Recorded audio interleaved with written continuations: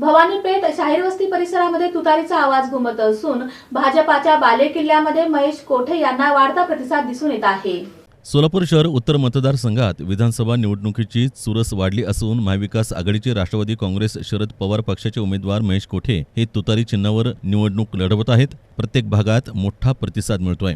भाजपच्या बालेकिल्ल्यात देखील नागरिकांचा पाठिंबा महेश कोठे यांना मिळत असल्यानं सध्या महेश कोठे यांच्या कार्यकर्त्यांमध्ये मोठा उत्साह वाढला आहे। दरम्यान बुधवारी सकाळी प्रभाग क्रमांक 3 मध्ये महेश कोठे यांची पदयात्रा निघाली। यावेळी हजारोंच्या संख्येनं नागरिक पदयात्रेत सहभागी झाले होते। 20 वर्षाच्या खुंटलेल्या विकासामुळे आम्ही महेश कोठे यांच्या सोबत असून मोठ्या मताधिक्यानं त्यांना निवडून देण्याचा निर्धार BRS पक्षाचे नागेश वल्याळ यांनी व्यक्त केला। आज महेश यांच्या प्रचारानिमित्त आम्ही सगळेजणी पाठिंबा दिल्यानंतर आज भवानीपेठ शाहीर वस्ती या माध्यमातून आपली पदयात्रा चालू आहे आणि या पदयात्रा आपण पाहत आहे किती मोठ्या प्रमाणात उत्स्फूर्त प्रतिसाद आहे।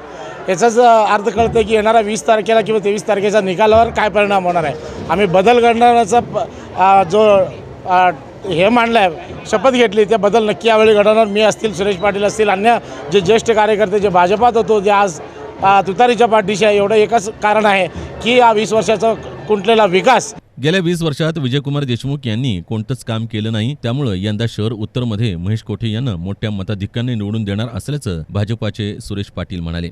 महेश अण्णा कोठे यांचं भव्य पदयात्रा निघालेला आहे। अजून आमच्याकडचे लोक नाश्ता करून यालेत। जवळजवळ 1000-2000 लोक या ठिकाणी जमतील। या ठिकाणी आम्हाला दाखवायचं आहे की बाबा विजयकुमार देशमुखच्या पदयात्रापेक्षा डबल गर्दी या ठिकाणी करण्यात येईल।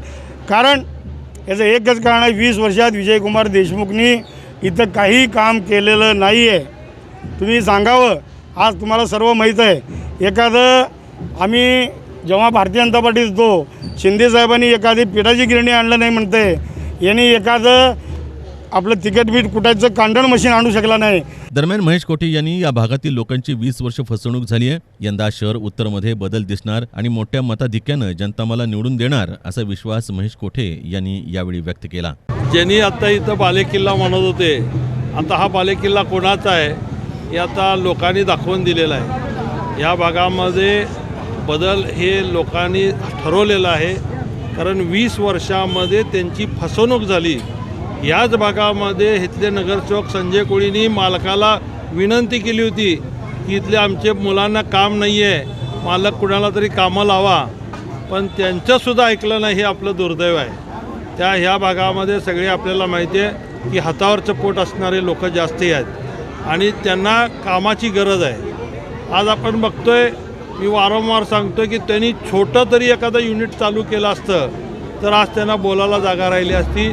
प्रत्येक एरियामध्ये गेल्यानंतर लोकांची हीच मागणी आहे की ह्यांनी काही केलं नाही आणि महेश कोठे काहीतरी करू शकेल, ही भावना सगळ्याच्या मनामध्ये आहे।